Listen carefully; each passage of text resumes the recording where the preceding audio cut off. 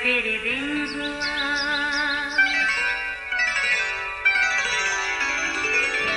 نیا پھر دن ہوا، پرانی رات کا کرے سو شکر ہم خدا کی ذات کا، خدا کی ذات کا نیا پھر دن ہوا۔ آج کی آیت، کیونکہ ہم اسی کی کاریگری ہیں اور مسیح یسوع میں ان نیک اعمال کے واسطے مخلوق ہوئے جن کو خدا نے پہلے سے ہمارے کرنے کے لیے تیار کیا تھا۔ افسیوں 2:10 آیت۔ عزیزو، جب ہم اسکول، کالج، یونیورسٹی میں یا شعبہ زندگی میں کسی کام کے لیے جاتے ہیں تو ہمیں ایک ٹائم ٹیبل دیا جاتا ہے۔ ہمیں اسی کے مطابق چلنا ہوتا ہے تاکہ ہر کام منظم طریقے سے پورا ہو سکے اور ہم اپنے مقصد میں کامیاب بھی ہو جائیں۔ اب سوچنا تو یہ ہے کہ خدا نے ہمیں تخلیق کر کے اس دنیا میں بھیجا تو یقیناً کوئی مقصد تو ہوگا اور ہمارے لیے اس کا کوئی ٹائم ٹیبل بھی ضرور ہی ہوگا۔ ہاں عزیزو، اس بارے میں اس نے اپنے کلام میں فرمایا، ہم اسی کی کاریگری ہیں اور مسیح یسوع میں ان نیک اعمال کے واسطے مخلوق ہوئے جن کو خدا نے پہلے سے ہی ہمارے لیے تیار کیا تھا۔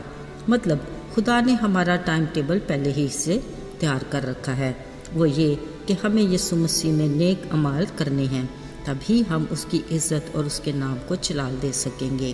ایک پل ہماری سوچ میں یہ بھی آتا ہے کہ وہ کون سے نیک کام ہیں جو ہمارا خالق ہمیں کرنے کو کہتا ہے۔ عزیزو، بلا شبہ نیک کام وہ اچھے کام جو ہم کرتے ہیں، مگر اس میں بڑے احتیاط کی بھی ضرورت ہے۔ خیال رہے کہ نیک کام کے بھی 2 درجے ہوتے ہیں، ایک دکھاوے کے نیک کام اور دوسرا پوشیدگی میں کیے نیک کام۔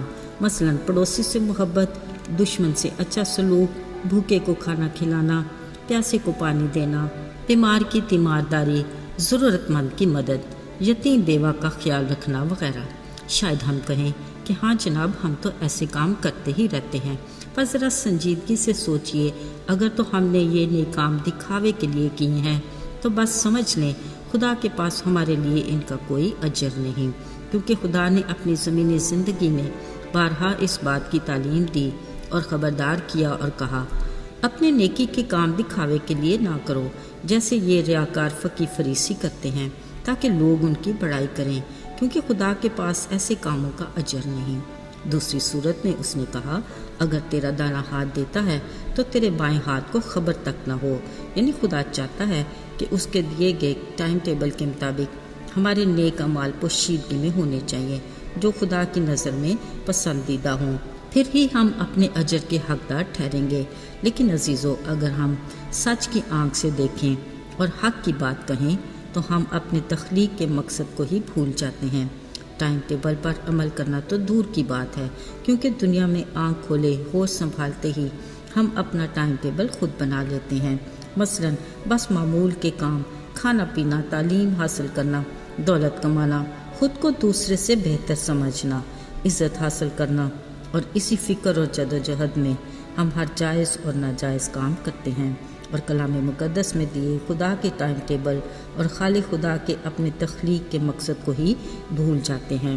عزیزو، اگر ہم یہ سوچتے ہیں کہ ہمارا کام تو خدا کو عزت دینا اور اس کے نام کو جلال دینا ہی تو ہے، خواہ کیسے ہی کیوں نہ ہو، یاد رہے ہماری یہ سوچ خدا کے کلام مقدس کے سراسر منافی ہے اور خالق خدا کی مرضی کے برخلاف بھی۔ اصل میں اس قادر خدا کے نام کو عزت اور جلال دینے کا فقط ایک ہی طریقہ ہے، اور وہ ہے ہمارے نیک کام۔ کلام مقدس اس کی واضح اور صاف الفاظ میں تلقین کرتی ہے، لکھا ہے، تمہاری روشنی آدمیوں کے سامنے چمکے تاکہ وہ تمہارے نیک کاموں کو دیکھ کر تمہارے باپ کی جو آسمان پر ہے تمجید کریں۔ عزیزو، یاد رہے، ایمان بغیر ایمال کے مردہ ہے، اور ایمان اور ایمال اس کے بڑے فضل کے بغیر ممکن نہیں۔